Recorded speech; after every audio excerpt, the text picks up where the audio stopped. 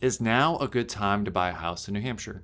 Hey, I'm Ryan Tufts. I'm a mortgage loan officer with North Point Mortgage. I've been doing this for about 10 years and I get this question all the time. So let's dive into it. Is it a good time to buy right now? Well, it's still competitive, but I have more hope than I've had in the last 5 years. Let me tell you why. So let's go back to COVID, let's say 2021 even. If you were to drive by an open house, maybe you experienced this, you drove by and there would just be cars and cars and cars. And I was like, oh my gosh, like we need a police detail. Like there's going to be an accident just there are people walking around, flying by if it's a double yellow road because of how packed and how much traffic there was at open houses. The market's changed a little bit. If we go back to the beginning of 2023, there was only 1,200 houses for sale in the entire state. The whole state of New Hampshire, we're like 1.4 million people. Right now, there's closer to 3,000, which is even up more from last year, up about 500. So the market has changed. The prices, I would say, are still rising, but more gradually than they were before. And we have some normalization. So what that means very tangibly is if you're making an offer, you're probably not going up against 9 people like you were 3 years ago. You might be the only offer, or maybe you're going up against 1 or 2 people, and it's who's the person that's gonna win. It's gonna come down to price, terms, timing, if you have something else to sell. So I'm more optimistic than I've been in a long time. For a couple of years, I'd pre-approve somebody, and I would like wish them well and give them all the information and the right knowledge they needed to make their decision. But it was just a really steep climb. I feel like it's leveling out a little bit and the playing field is much more balanced. Let me give you a couple of examples of why I feel that's true. For years, I had almost nobody selling a house, using that stored up equity in that to put towards the down payment on the next house. Those offers just weren't winning. I probably had like 1 or 2 a year in 2023 and 2024 because the sellers on the other side of that, if they had 5 or 6 offers that they had to choose from, they're choosing the path of least resistance, really as any of us would, and those offers just weren't winning. Now it's a very normal conversation, and the buyers aren't even have to do anything crazy to pull that off. It's, yep, I have a house to sell. I want to buy this house. Sure, they're not as competitive as someone who doesn't have anything else to sell, but they're not competing against 5 other people. There might be no other offers or maybe just one, and theirs might make the most sense because their listing agent will see, hey, like that they're selling a ranch in Manchester. It's going to sell in 10 minutes. Like, of course, we'll take their offer. So that's the biggest change I've seen. Fewer offers, and then it's possible to win when you already have something to sell. So what's going on that you might hear in the national news that might kind of throw you off? That New Hampshire is very, very different than the national market. At least for Southern New Hampshire, we're really a Boston suburb. We're part of a very old part of the country, New England. We have old houses. We have a lot of woods.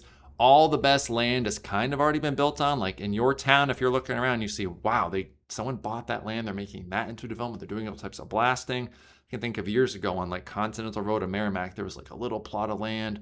Somebody sold 3 acres and they built 3 enormous houses there because there's just not a ton of good land left. We're not like Arizona or Florida or Tennessee or certainly not Texas where there's 10,000 acres where they can build a bajillion homes and, put them up and you can get a brand new house for $500K.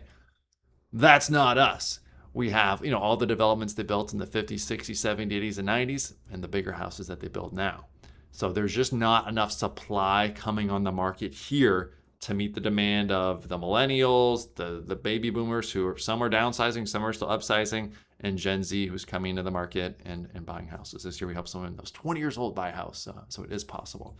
So don't get lost in national headlines. New England and particularly New Hampshire are very different. New Hampshire Housing does an annual study about housing supply, and we are chronically undersupplied. New Hampshire builds about 6,000 new units of housing a year, and we're tens of thousands of housing units behind of what we need for a balanced market. A lot of what is being built is larger single-family homes and multifamily homes, so every unit does help that equation, even if it's not the unit that you're going to buy. But don't compare us to Texas, where they can just turn a gigantic cow pasture into 10,000 homes. Like, that's a real number. I was just looking at, I love Lee County, Florida for their stats. That's where Cape Coral is and Fort Myers. But just in that one county right now, there's 17,000 homes for sale, including condos. And in New Hampshire, there's 3,000 total in the whole state. So that's just one county in Florida. And we have 3,000 compared to 17,000. So you're comparing apples and oranges. So focus really locally on what you're looking at. Another trend that I see, the houses that are priced strategically low, let's say. Sometimes I see this pretty often. Sometimes it's more certain real estate brokerages than others. But there's a house they probably really want 440 for, but it's a turnkey ranch, say in Manchester, Hooksett, someplace like that, Merrimack.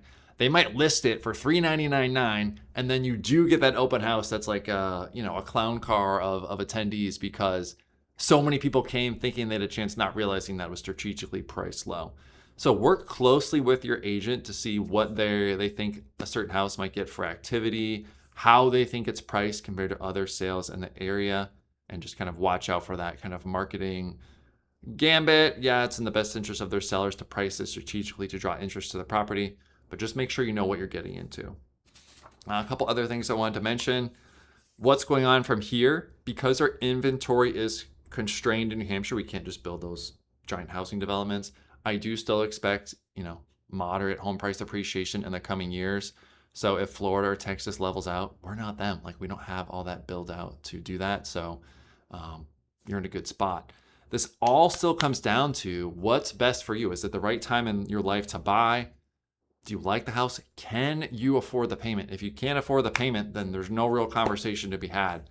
But in lieu of trying to find the perfect month or time or year to buy a house, if it's the right time in life and you can afford the payment, move forward. Because interest rates, we cannot predict what's happening to them. I'll save that for another video, but basically rates right now are moving based off of the headlines of the war with Iran. Can we predict what's going to happen there? No, of course not. We're kind of in the 6 and 7 range, occasionally stuff available in the 5s for particular first-time home buyers. The real estate market, there's not going to be a glut of supply in New Hampshire. I do sometimes see headlines, foreclosures increased so many percent. That's because we're off such a low level, and those headlines are kind of, I would say, completing like statistical malpractice, saying something increased 50%. Well, if it was almost zero, like if you had 2 of something and it went up to 3, that's a 50% increase. So that's kind of what they're doing there. So big picture, if you were consider making a move, let's figure out what's right for you. What's your budget going to be? Where do you want to live? And then we can help you figure out how to set your price range for your search and work with your real estate agent to get you out looking at properties that make sense for you. So is it a good time to buy in New Hampshire? I say yes, if it's the right time in your life. I do not predict that prices are going to be going down at any point. I don't really get into the prediction business, but the underlying metrics of the demographics, the supply and demand, it just doesn't make sense that prices, I think, will still gradually go up. Hopefully you don't have any more price increases like we had in 2022 and 2021, and we can kind of have a normal price appreciation. So if you're trying to figure this out for yourself, what do I do next? A really easy place to begin is with a conversation about your plans and what you want to do, and then we can help you map out the next steps from there. So if you'd like to get started, drop us a message, give us a call, and we can help get you going. And I wish you best luck in your real estate adventures in New Hampshire and beyond. Take care.